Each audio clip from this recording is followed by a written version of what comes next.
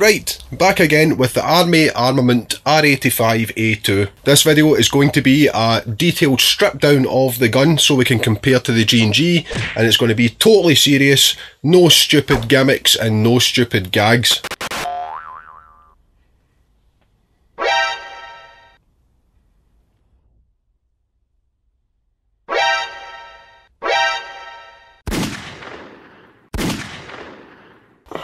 Oh, for fuck.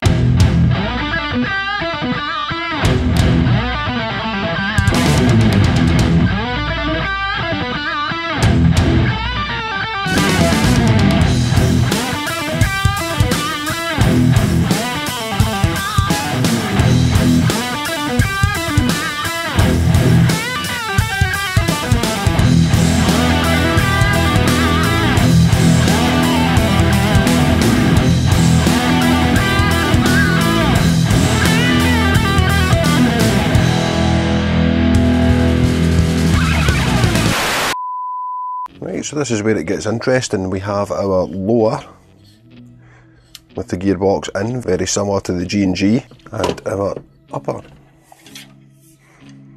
Now we'll pull the barrel first. Now on the G&G and on this, because it's a clone, there's a clip down here that you're meant to push out the way before the barrel will release, but it actually just pulls out before even moving the catch on this one. It's a slight tolerance issue. And there's our barrel. Now I can't show it on camera, but for a budget barrel it is actually quite a good finish internally. The hop unit is your fairly typical M4 type. On one of the G&Gs I was working in before, I actually fitted an M4 Pro Win unit, so there's no reason why that can't work here. Looking at the upper, from what I remember, it is pretty much identical to G&G. What I would say is, there's just a little play in the barrel. It's like it just isn't quite as finely machined where the barrel goes through this front trunnion. But there's a number of different ways we could sort that. There's just a little bit of wiggle there. And of course, with the front end mounting on the gas block, which in turn mounts on the barrel, that means the whole front end could be pretty shaky, have a lot of wiggle in it. So in time we'll put all that right, it won't be too difficult. But not a lot to report from my memory, other than being just a slight bit looser on the tolerances. That is identical to G&G. Let's get into the lower. Oh, just one thing I would say is, down here there is a support piece for the back of the barrel and the hop unit. It just locks in with this pin. And it's plastic on this. It was actually missing on one of the G&Gs that I had before, and on the other I didn't pay attention. I don't know if it's metal on those, but it's definitely plastic on this, so that needs a bit of care. However, if you have a bit of difficulty refitting your upper, then you probably need to trim this piece of plastic, and I've actually read about a few people having that issue. If you look down in here, you can see this cutout area. I've actually trimmed that back this way a little bit, and this area is so that these lugs here can drop down into there, so the receiver drops down and then comes back. But if these are too tight, it doesn't want to drop down too easily, so that's something you need to watch. Maybe just a little bit of trimming here and here, and I just done that with a sharp knife, and the receiver fits on and off perfectly. But coming back to the lower, I'll just remove this blowback catch and spring because they have a habit of falling out and getting lost anyway. Tiny spring, and the catch just lifts out. Now, to stop it possibly getting damaged, we'll just take out the plastic piece, and we'll push out this pin here. Then we'll remove this spring here and pull out the R pin.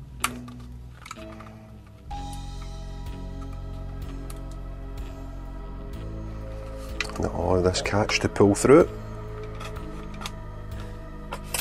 Now I'm going to try and take off the top part of the gearbox by removing this swivel lock pin. I've already released the tension on the gearbox by pushing the lever up in there.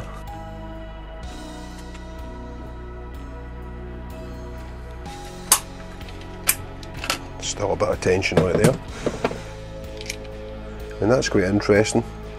It looks like this might have a full metal rack piston in it from the factory. Mark Courier from the Thin Brown line did already tell me that his came with one, as well as somebody else viewing on the channel, so that's pretty good. Right, let's remove this butt pad.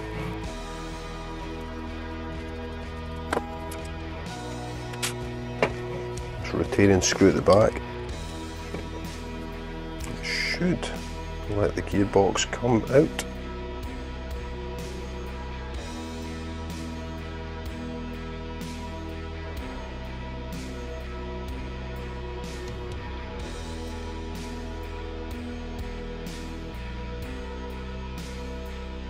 Externally, that is visually identical to the G&G, although the metalwork does look a lot rougher.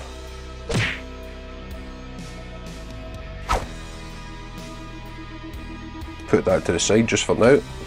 And there's our lower receiver, about as disassembled as it needs to be.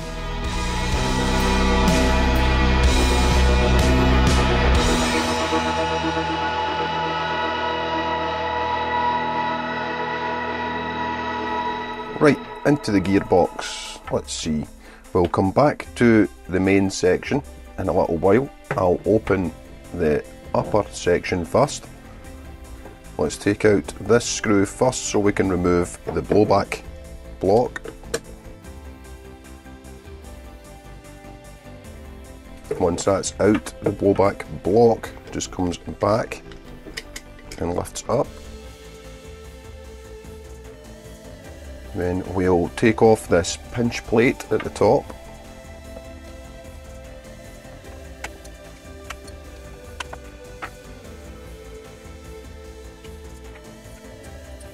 Then all we have to do is take out the 3 remaining screws.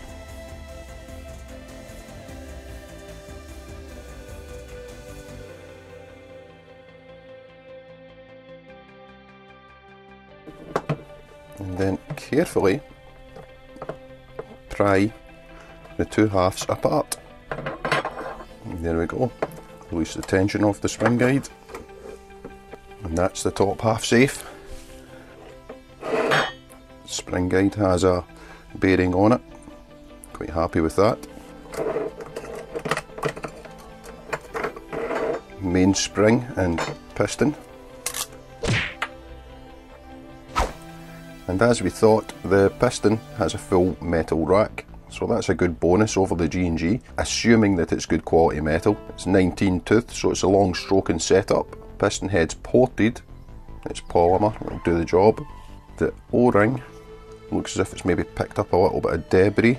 We'll maybe replace that, but yeah, all good. Coming back to the rest of the top half, we have the power assembly. The spring doesn't pop out from the tappet plate.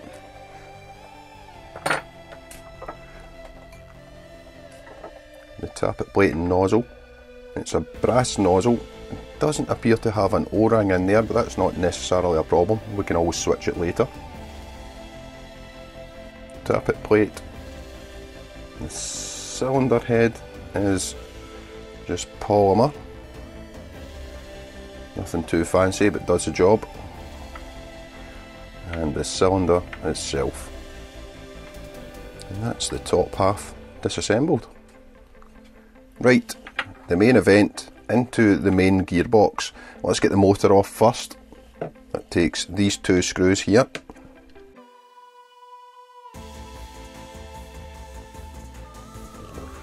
It's under a little bit of spring pressure. Pull the motor connectors and slide it off. We'll go ahead and open up this motor cage just now, just to show how it's done. 1 screw holds it together here. Then, like the G&G, it just slides apart and separates.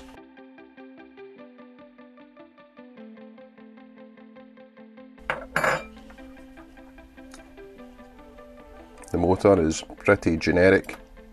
Just make sure you don't lose the spring or the little metal disc here, which acts as a shim for adjusting the motor height, how far it's pushed into the gearbox.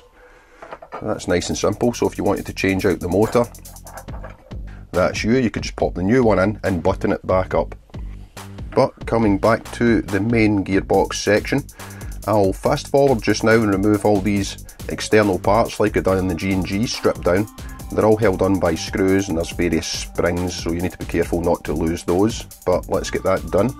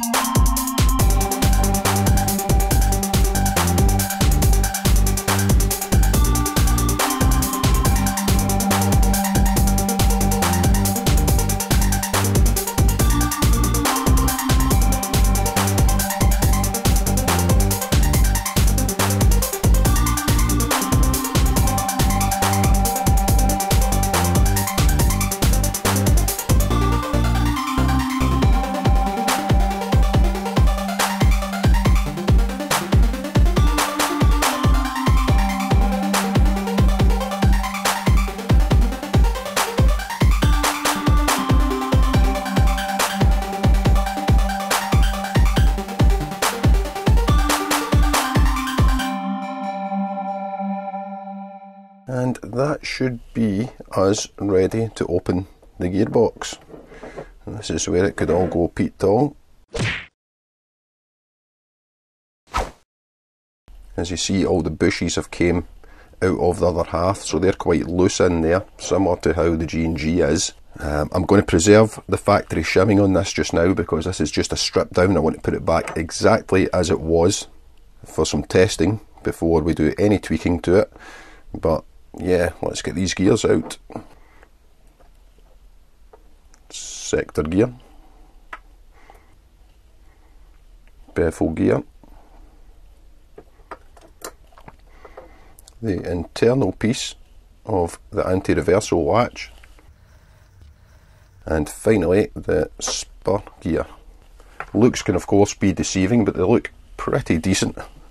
Oh, we'll take this tension release lever off just now because it's under spring tension. I don't want it popping off unexpectedly. It's held in place with this pin, which I'm not sure if that's what the G&G is like, because the one I worked on before in the previous videos, somebody had fitted a bolt through there instead. But there's a tension release lever.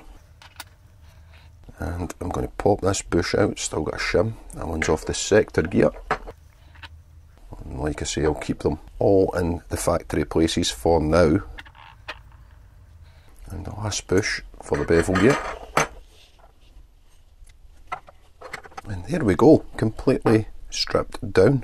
Very simple. Boring! Quite a long video, but I wanted to get the whole strip down done in one video, and hopefully that'll be useful to someone as a reference. As suspected, this is a pretty exact G&G clone where it counts, and it was good to find no new issues, keeping in mind that it was bought broken. Compared to the G&G, the less than secure front end is definitely a weak point, and the hop unit, although a standard M4 type unit, this one's quite low quality. It's not as good as the ones that come with the G&G, but that's easy and inexpensive to swap out. However, I'll keep this one as it is just now because when I test the gun, I want it to be exactly as Army Armament intended. Also, as I mentioned in the last video, the motor does seem quite lazy, but given that that's probably the most expensive single component of an airsoft gun, it's easy to understand why they've cut corners there. On the plus side, the full metal rack piston is a nice positive over the G&G, and the internals look good too. Of course, looks can be deceiving, so time will tell. So the next job is to get this back together. There could be other issues, there could be feed issues, and we need to find out what the power is. And I'm also hoping that the typical semi-auto problems surface with this gun, because then I can make a video showing why that happens and how to fix it. Knowing my luck, this one will work perfect. But anyway, that's about it for now. If this has been useful, maybe hit the like button, maybe even subscribe. It's free, doesn't cost anything, and besides, I'm desperate for the validation. Anyway, until next time, take it easy, and I'll catch you in the next one.